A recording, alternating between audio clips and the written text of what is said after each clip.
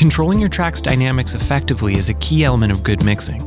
The tools we reach for first when it comes to dynamics tend to be compressors or expanders, but there's another type of processing that exists somewhere in between that can help you dial in your dynamics: transient shapers. Transient shapers offer a unique level of control not possible with traditional dynamics processing. In this video, I'll go over what they are, how they're different from compressors, and how you can use them in your mix. Transient shapers are level-independent dynamics processors, which means that they don't rely on level changes in the program material to create their effect. In fact, transient shapers have more in common with the ADSR section of analog synths than traditional compressors. Instead of thresholds and ratios, transient shapers often have controls for attack or sustain. This simplified control scheme gives you direct access to the dynamic characteristics that matter most in your tracks. Traditional downwards compression works by measuring the level of a signal and reducing the gain of any material that passes the threshold. Transient shapers don't need to measure the incoming signal to work. This gives them some unique advantages over traditional compressors or expanders.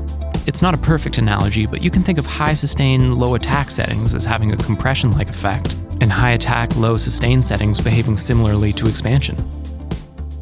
Let's look at an example. Transient shapers are at home on percussive sources. In this example, I have some fairly boomy drum room mics with a lot of room resonance.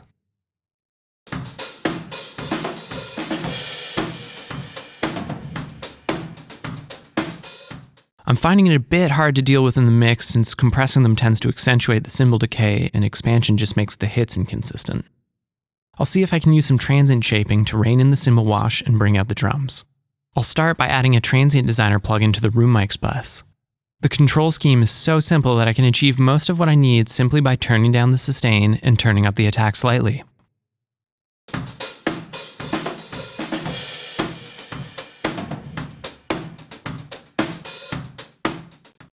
I can make things extreme for an effect or keep it pretty transparent with gentler settings.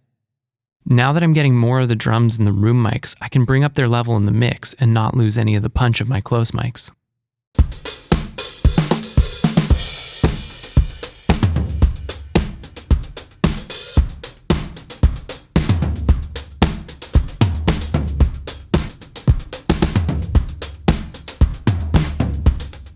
In this example, I have a rather enthusiastically strummed acoustic guitar.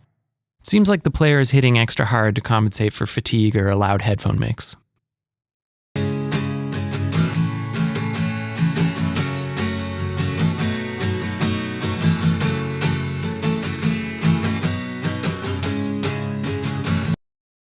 In any case, there's a lot of noisy onsets and harsh attacks from the intense strumming. I'll see if I can reduce them with a transient shaper. Here, instead of manipulating the sustain, I'll turn down the attack to change the level of the resonant body of the instrument.